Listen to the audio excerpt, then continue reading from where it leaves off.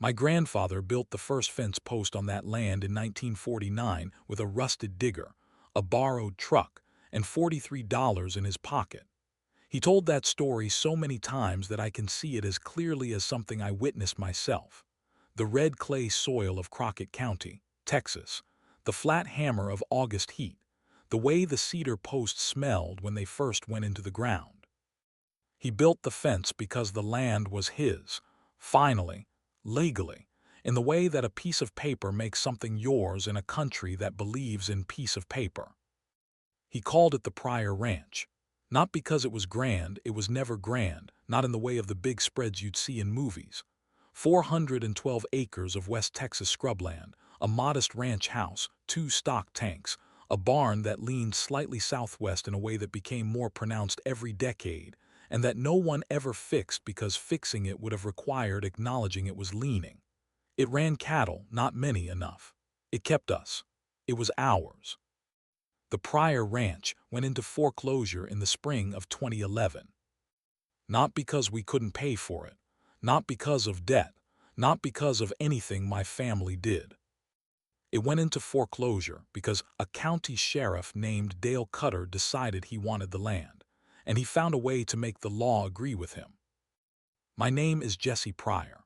I'm 41 years old, and I have spent the better part of a decade figuring out how to tell this story in a way that people will believe, because the truth of it is so ugly and so specific to the kind of small-town power that runs in places where everyone knows everyone and some people know the right everyone, that I've watched people's faces go uncertain even when I have the documents in my hand. I have the documents. I've always had the documents. Having the documents, I learned, is necessary but not sufficient. The documents have to find someone with the power to act on them. That's the part nobody tells you when you think the truth is enough. It took a long time. It cost more than I'll ever fully calculate. But sit with me here because this story goes somewhere, and where it goes matters. You need to understand Crockett County before you can understand anything else. Ozona, Texas is the county seat of Crockett County, and it has a population of around 3,000 people, give or take a few hundred depending on the year and the economy. It is the only incorporated town in the entire county. The county itself is roughly the size of Connecticut. When people talk about West Texas, the real West Texas, the flat, dry, enormous West Texas that most Texans who live in cities have never actually driven through, they are talking about places like Crockett County, where the distances between things are so large that the distances become part of how you think about everything. My family had lived in Crockett County for 3 generations. My grandfather, Roy Pryor, had settled there after the war. My father, Walt Pryor, had been born on that ranch in 1951 and had never lived more than 40 miles from it. My mother, Jean, had grown up in Ozona proper, the daughter of a hardware store owner, and married my father at 22 in the Baptist church where she had been baptized and where she would eventually be eulogized. In a place like Crockett County, 3 generations of your family being from somewhere makes you as rooted as anything gets. It also doesn't protect you from what happens when someone with more institutional power decides they want what you have. Dale Cutter had been the Crockett County Sheriff for 11 years when our trouble started. He was first elected in 2000, re-elected in 2004, and 2008 without serious opposition. In a county of 3,000 people, the sheriff is a significant figure, not in an abstract way, but in the concrete daily way of a person whose authority is visible, whose relationships are personal, and whose goodwill you rely on in ways that are hard to quantify until you no longer have it. Cutter was 52 years old in 2011.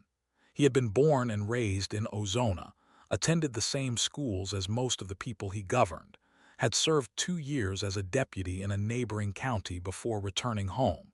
He sat on the board of the county fair.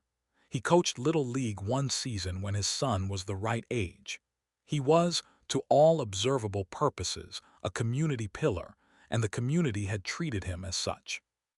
What the community did not know, what I did not know until much later, was that Dale Cutter had spent a significant portion of his adult life wanting to be something more than a county sheriff in a county of 3,000 people. He had ambitions that went outside the borders of Crockett County. He had tried twice to get Republican Party endorsement for a state legislative seat and had come up short both times. He had political friends, not powerful ones, but people who moved in circles he aspired to. And he was aware, in the way that ambitious people in small places are often aware, that real political advancement in Texas requires resources.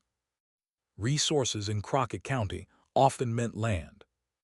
The trouble started with a property tax notice. In October of 2009, the Crockett County Appraisal District sent my father a notice that the assessed value of the Pryor Ranch had been adjusted. The adjustment was substantial.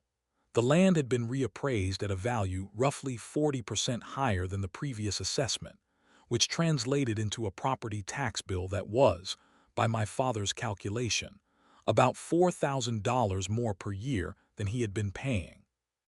This was not, on its face, illegal. Property values in West Texas had been shifting. The shale oil boom had done strange things to land valuations across the region, even for land that had nothing to do with oil production. My father filed an informal protest with the appraisal district, as he was entitled to do, and the appraisal was reduced slightly but not enough to make the new tax bill manageable at the current state of the ranch's finances. My parents were not broke, but they were not flush.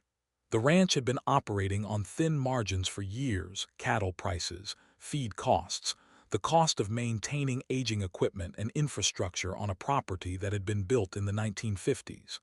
My father was 60 years old and had been running the ranch alone, with seasonal help, since his own father died in 1998. My mother had taken a part-time bookkeeping job with a local business to supplement their income, which told you something about the numbers. The new tax bill was manageable for 1 year. The second year it was difficult. My father paid it in 2 installments, which you are technically allowed to do. The third year, 2011, he was short. Not catastrophically short. Not the kind of short that means you've given up. He was short by just under $11,000 on a tax bill of approximately $22,000, which he expected to cover by the fall when he sold the season's cattle and collected a lease payment from a hunting lease on the back portion of the property. He called the Crockett County Tax Assessor Collector's office to explain the situation and arrange a payment schedule. The Tax Assessor Collector's office was run by a woman named Marvelyn Hodge, who had held the position for 8 years and who was, I came to understand later, closely aligned with Dale Cutter in the way that small county bureaucrats often align themselves with the most powerful local official. She told my father that the office was not able to offer payment arrangements for delinquent amounts, and that if the balance was not paid in full by August 31st, the account would be referred for collection action. My father explained his situation. She expressed sympathy. The deadline did not move. August 31st came. My father was still short, waiting on cattle sales that had been delayed by a veterinary issue with part of the herd. He called the tax assessor's office again. Marvelyn Hodge was unavailable. He left a message. The message was not returned. On September 14, 2011, the Pryor Ranch property tax account was referred to the county attorney's office for a tax lien foreclosure suit. The county attorney was a man named Bill Reeves who had held the position for 6 years and who was, not incidentally, a close personal friend of Dale Cutter.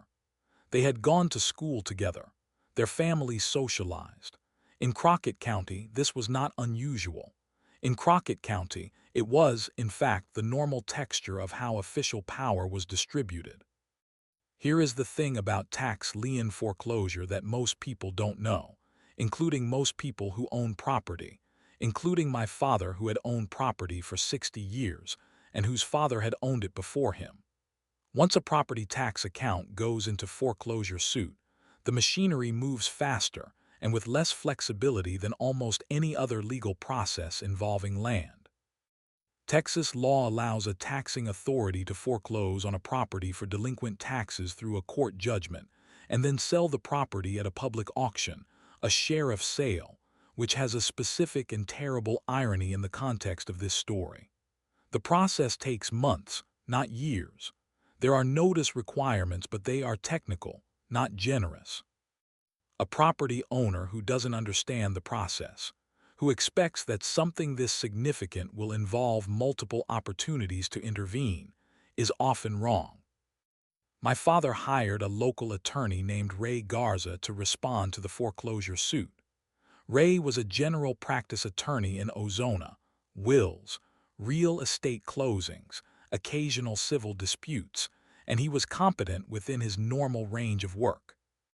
Tax lien foreclosure litigation, which has specific procedural requirements and strategic considerations, was not quite within his normal range. And I say this not to blame Ray, who did what he could, but to explain why things happened as fast as they did. The suit was filed in September.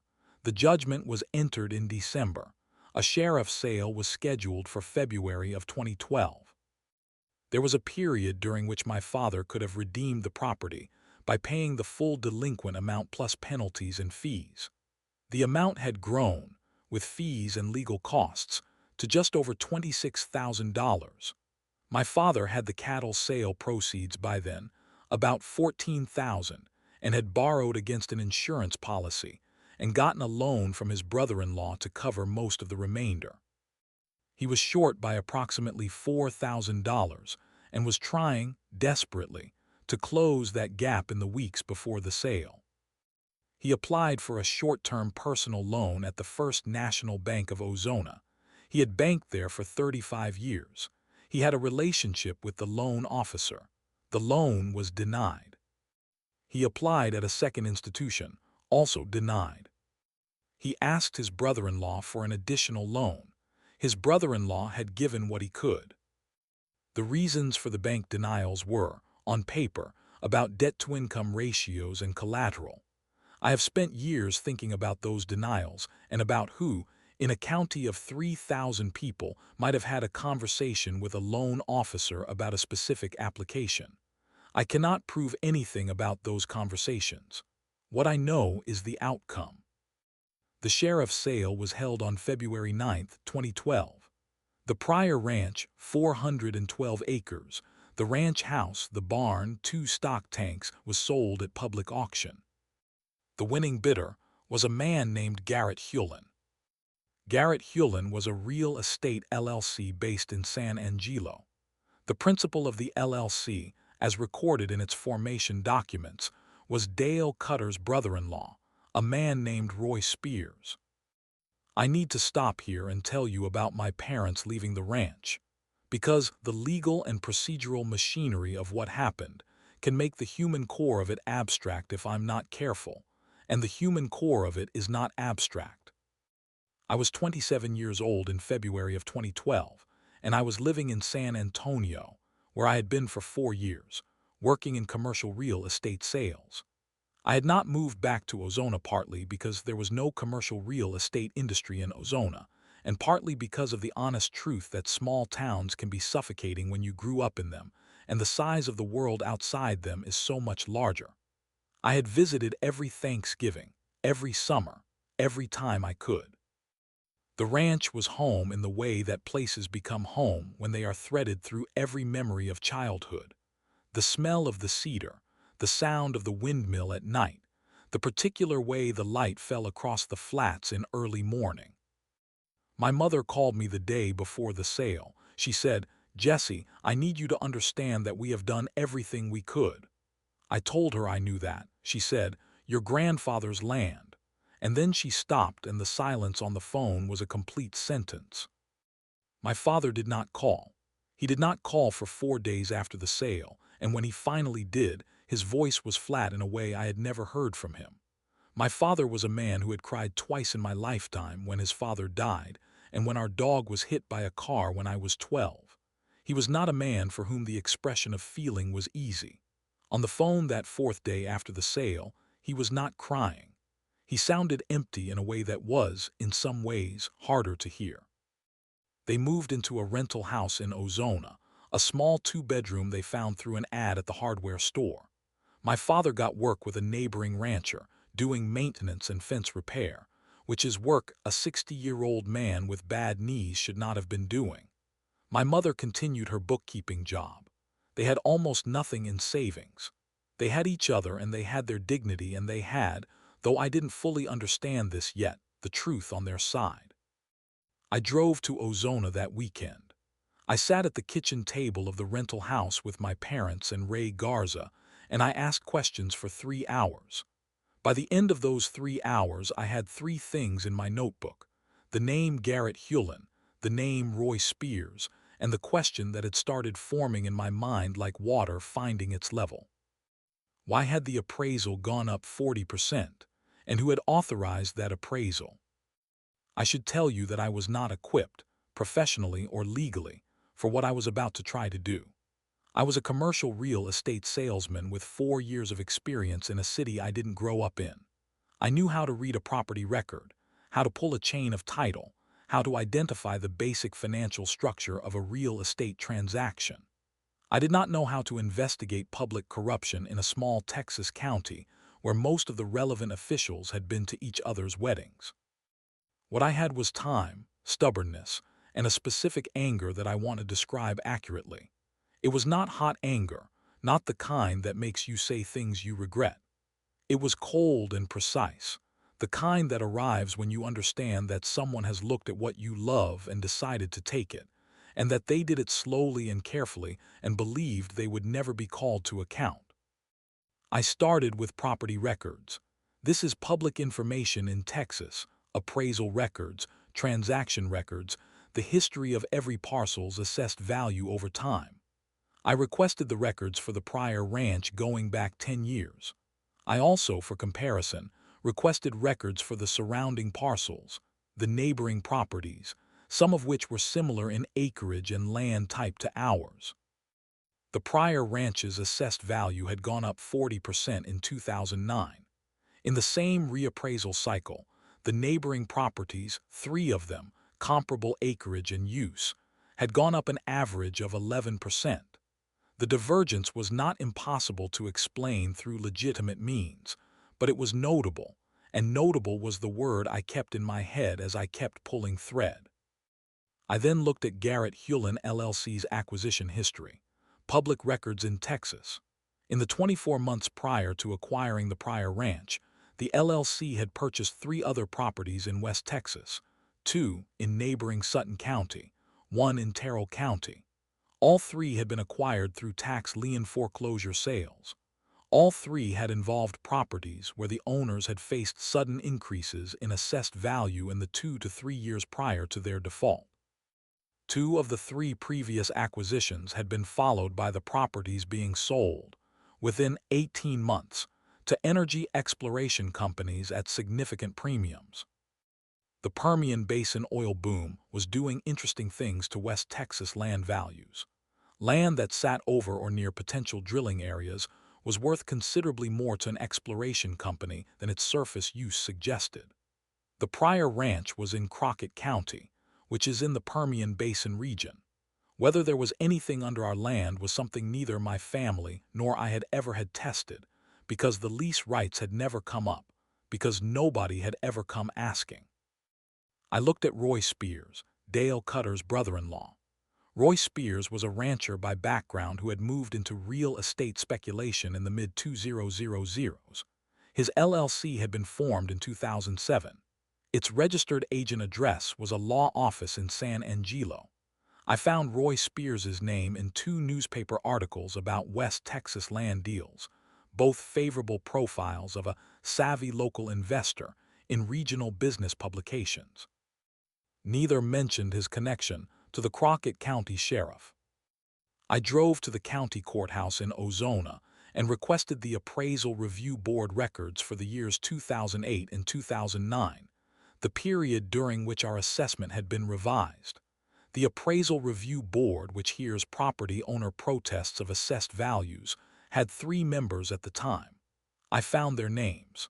One of them was a man named Jerry Cutter, Dale Cutter's father. I brought everything I had found to Ray Garza. I sat across from him in his small office on Main Street in Ozona, and I laid it out: the comparable appraisals, the Hewlin LLC acquisition pattern, Roy Spears's LLC, Jerry Cutter on the appraisal review board, and I watched Ray's face go through several expressions before settling on something between concern and unease. "This is a pattern," Ray said. "Yes," I said. "But a pattern isn't proof." "I know that. What would proof require?" Ray leaned back in his chair. He was in his mid-50s, a careful man by nature, the kind of attorney who measured the gap between what was technically possible and what was practically survivable. "Jesse, I want you to think about what you're considering. You're talking about going after the county sheriff, his father, and a business associate, in a county where those three people have significant influence over almost every official function you might interact with. The cost of being wrong is very high. The cost of being right and not being able to prove it is also very high. What about being right and being able to prove it?" "That," he said, "depends on finding someone with jurisdiction and interest who isn't already in this county." He had a point. The problem with small-town corruption is the same as the problem with any closed system. The mechanisms for accountability are often inside the system. The county attorney, who would normally have jurisdiction over a fraud complaint, was Bill Reeves, Cutter's friend. The county commissioners had worked with Cutter for a decade. The local court was where Ray practiced regularly and where the judges had long-standing relationships with most of the relevant parties. That left external jurisdiction. The Texas Attorney General's office had a public integrity unit. The Texas Rangers were a state law enforcement agency that operated independently of local sheriffs. The federal government had jurisdiction over certain corruption matters, particularly where banking was involved. I went home to San Antonio. I did not stop. I spent the next 8 months doing things that I am not qualified to fully describe, but that I will try to explain accurately.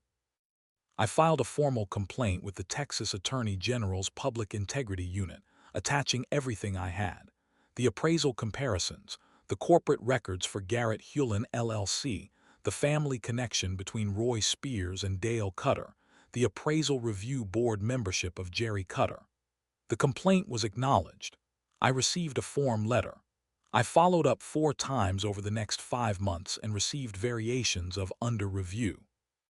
I contacted the Texas Rangers Company E, which had jurisdiction in West Texas.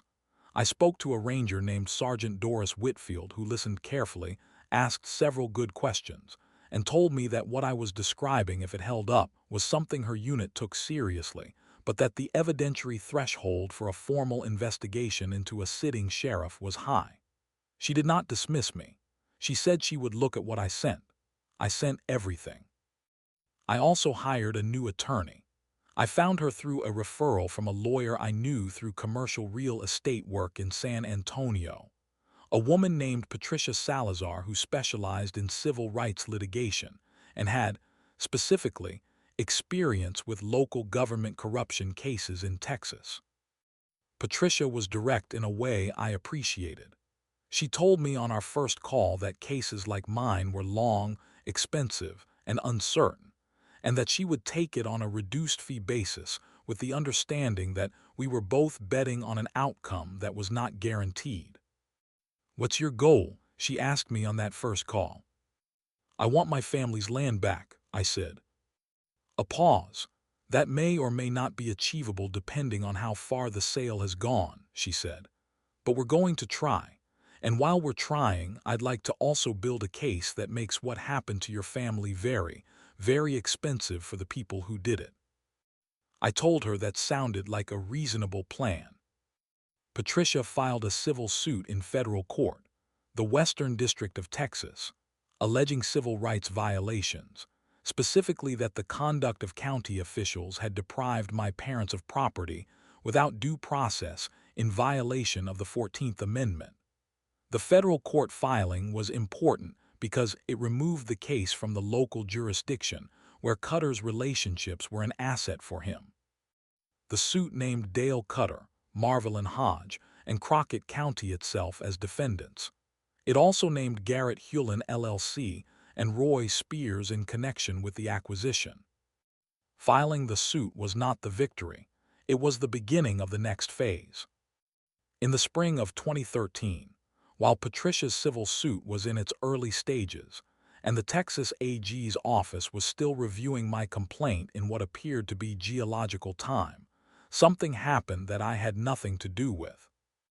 A reporter named Connie Marsh at the San Angelo Standard-Times had been working on a story about West Texas land speculation and the Permian Basin boom. Her story was primarily about mineral rights, about how landowners who had sold or lost property in the years before the shale boom had subsequently watched energy companies pay enormous sums for drilling access on land they no longer owned. It was a story about timing and luck and the economics of oil. She had been reporting it for several months. In the course of her reporting, Connie Marsh found Garrett Hewlin LLC. She found the same acquisition pattern I had found, the 3 prior tax foreclosure purchases, the subsequent sales to energy interests. She found Roy Spears. And then, being a good reporter in West Texas who understood how these counties worked, she pulled the thread to Dale Cutter. She called me because my name was on the federal civil complaint, which was public record. We talked for 2 hours. I shared everything I had. She had things I didn't have. She had talked to 2 of the 3 previous property owners whose land Hewlin LLC had acquired, both of whom had stories that rhymed unpleasantly with mine. Sudden appraisal jumps, compressed timelines, loan applications that didn't come through. She had a financial forensics source who had, on background, described the structure of the scheme as a fairly sophisticated value extraction play operating under regulatory cover. Her story ran in July of 2013. It was 14,000 words. It was headlined, "The Land Grab: How a West Texas Sheriff's Family Circle Profited from Property Foreclosures." The story named Dale Cutter by name and in specific detail. It described the appraisal board connection. It described Roy Spears and Garrett Hewlin LLC. It named 3 properties, including the Pryor Ranch. It was careful and documented and devastating. The day after it ran, the Texas Attorney General's office called Patricia Salazar. There is a specific experience when you have been pushing on something for a long time with no apparent motion, of feeling it begin to move. It does not feel like relief, not immediately. It feels, initially, like vertigo, like you had calibrated your effort to resistance, and the resistance has suddenly shifted and you don't know quite where your feet are. The Texas AG's Public Integrity Unit opened a formal investigation. The Texas Rangers, specifically Sergeant Whitfield's unit, opened a parallel inquiry. The Connie Marsh story had been picked up by the Dallas Morning News and the Texas Tribune, which meant the story was no longer contained to West Texas, and the people who could make it go away could no longer assume it would go away quietly.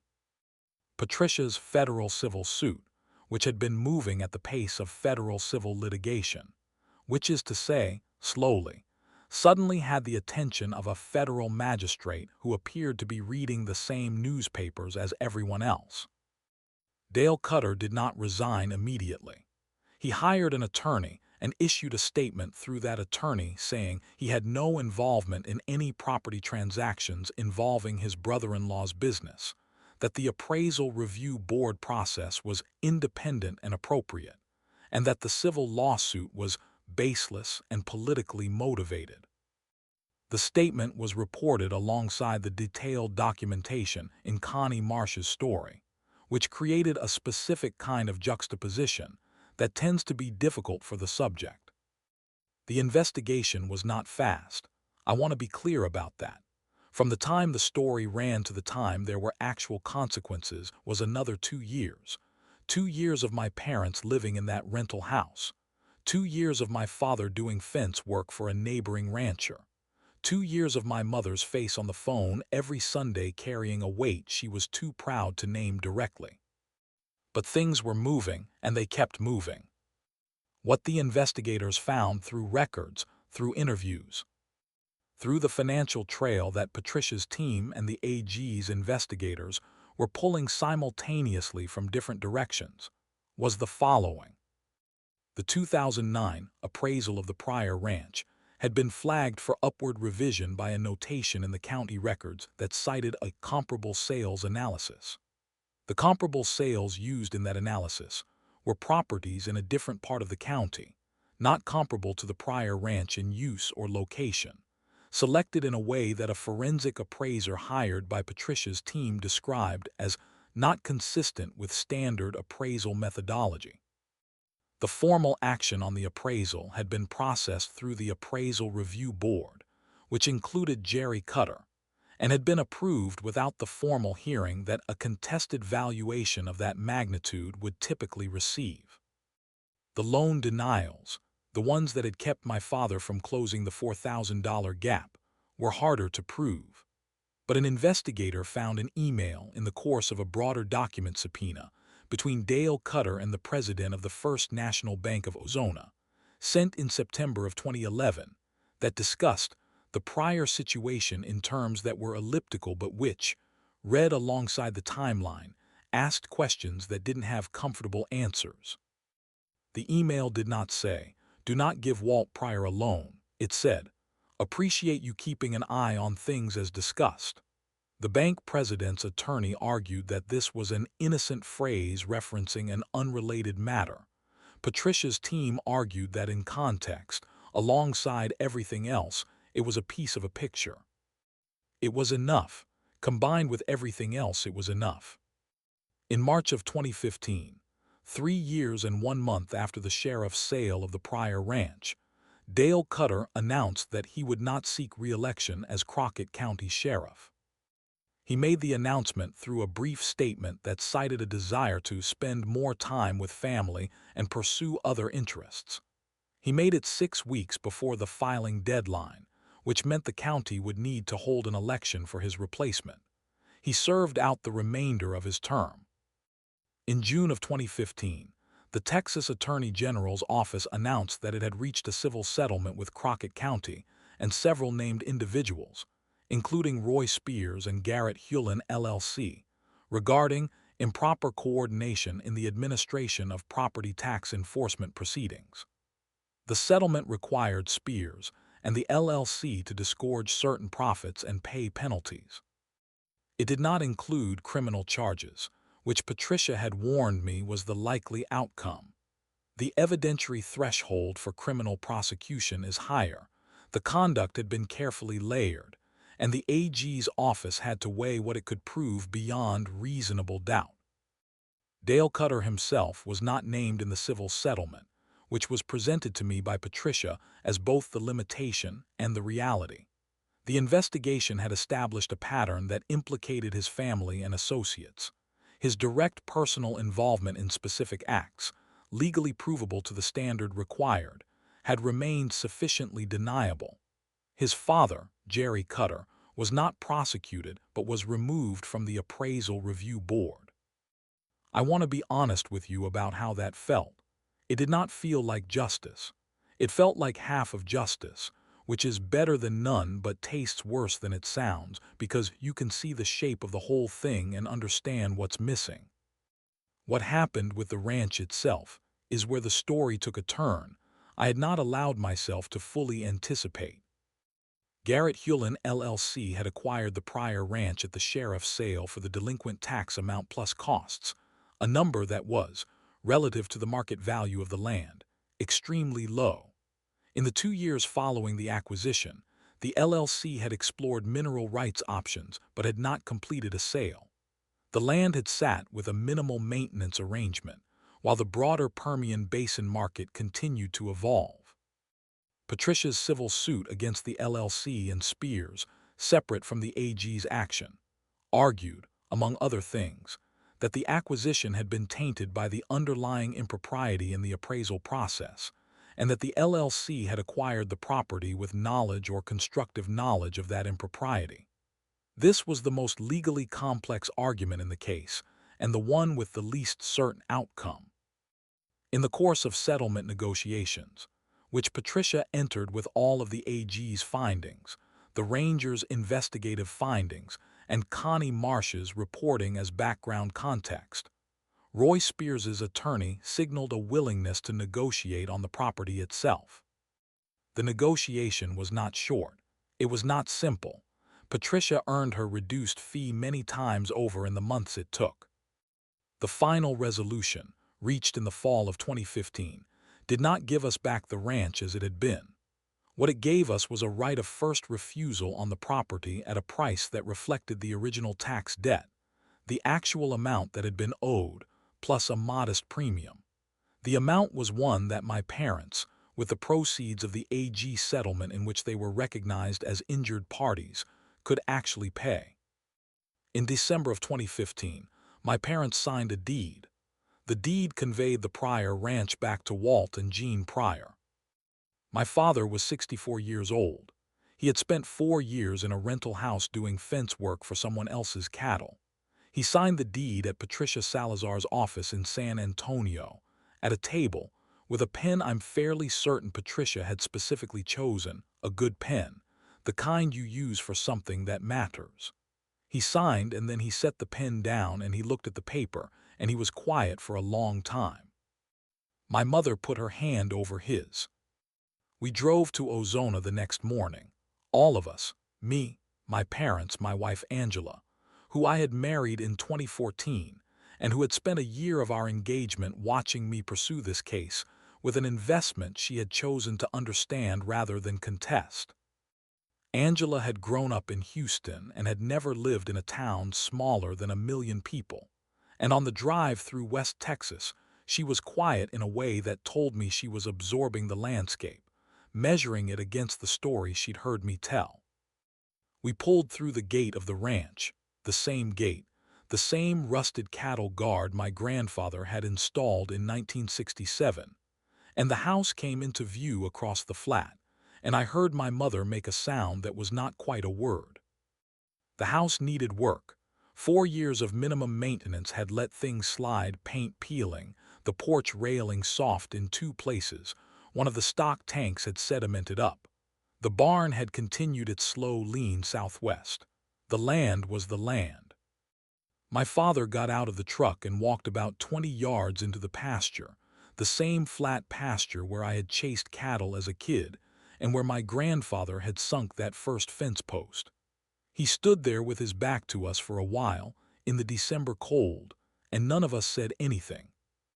Then he turned around and walked back to the truck and said, "We've got a lot of work to do." Which was the most my father thing imaginable to say.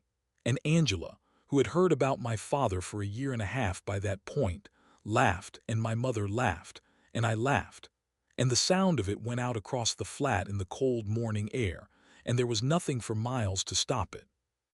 Dale Cutter's life after leaving the sheriff's office took the shape that lives take when the infrastructure that held them up has been removed. He had been the Crockett County Sheriff for 15 years. The position had been his identity, his authority, the frame through which everyone around him understood who he was. Without it, he was a man in his mid-50s in a small Texas town with a reputation that had acquired cracks the local loyalty could paper over but not fully conceal. He had attempted, I was told by people still in Ozona, to move into private business, some kind of consulting arrangement with a land services company, which had a particular irony. The arrangement had not lasted. There had been a period of visible difficulty, the kind that in small towns gets described in the oblique language of people being not quite himself lately. I heard about him periodically through the grapevine of a place where everyone still knows everyone, but I did not seek information about him, and I did not find myself thinking about him in the sustained way I might have expected. What surprised me most about the years after we got the ranch back was how much my attention had moved forward. The fight had organized my life for 3 years.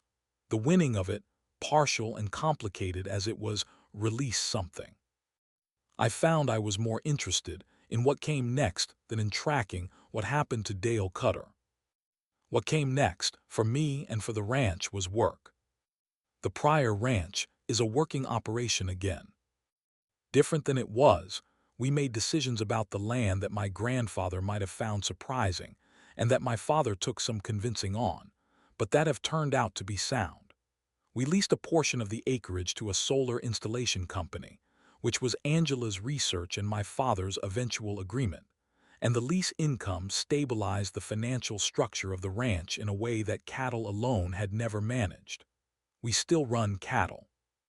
The barn no longer leans southwest because I finally fixed it, in the summer of 2018, with my father supervising from a lawn chair in a way that I found simultaneously irritating and irreplaceable. My father turned 70 this past year. He is still on the land every day.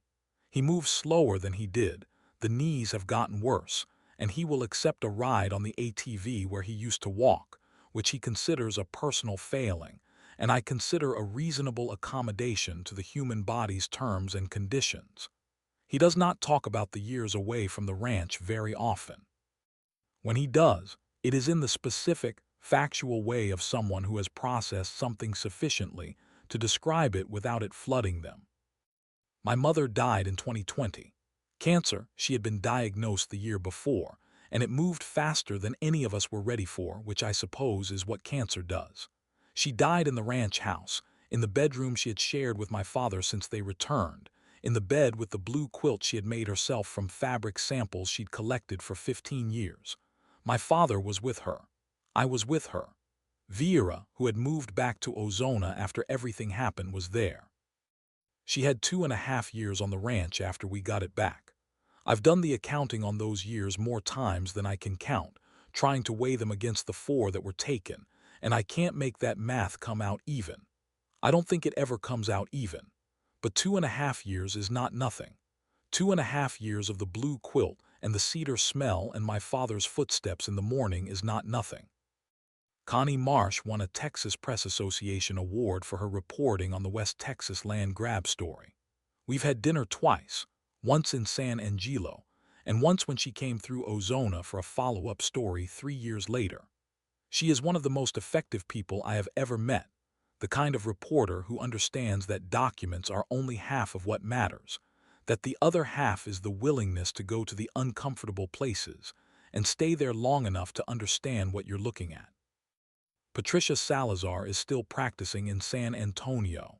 She has 2 other property rights cases in West Texas that she has mentioned when we talk, in the way she mentions them, which makes me think the pattern Connie found was broader than any one story could cover. I send her a Christmas card. She sends one back. It is a small acknowledgement of a thing that was large. Sergeant Doris Whitfield of the Texas Rangers retired in 2019 after 22 years of service. I found that out through a brief mention in a regional law enforcement publication. She had done her job, quietly and without drama, in the way of people who understand that the job matters more than the credit for it. I am 41 years old. I live in Ozona, Texas, which is something I did not expect to say at 25 and which I say now without reservation. Angela adapted to West Texas with the thoroughness she applies to most things. She has opinions about mesquite that I did not anticipate and an investment in the ranch that has become genuine and daily. Our son, Roy, is 6 years old. His great-grandfather's name, which my father cried about in a way he would deny if asked. Roy Pryor built a fence on this land in 1949 with a rusted digger and $43. His name is on the deed and in the ground, and in the boy who runs across that flat pasture every morning before breakfast, scaring up the quail and not catching any, which has always been the point. I'm still here, we're all still here. The fence posts are still in the ground. In Texas, property owners facing tax lien foreclosure have limited but real rights, including the right to redeem property before final sale. If you or someone you know is facing a property tax crisis, legal aid organizations in Texas include Lone Star Legal Aid, Texas Rio Grande Legal Aid, and the Texas Fair Defense Project. Do not assume the timeline is longer than it is. Seek legal advice early. Investigative journalism remains one of the most effective checks on local government abuse. Support your regional and local press. For my mother, who knew what the land meant before any of us had words for it,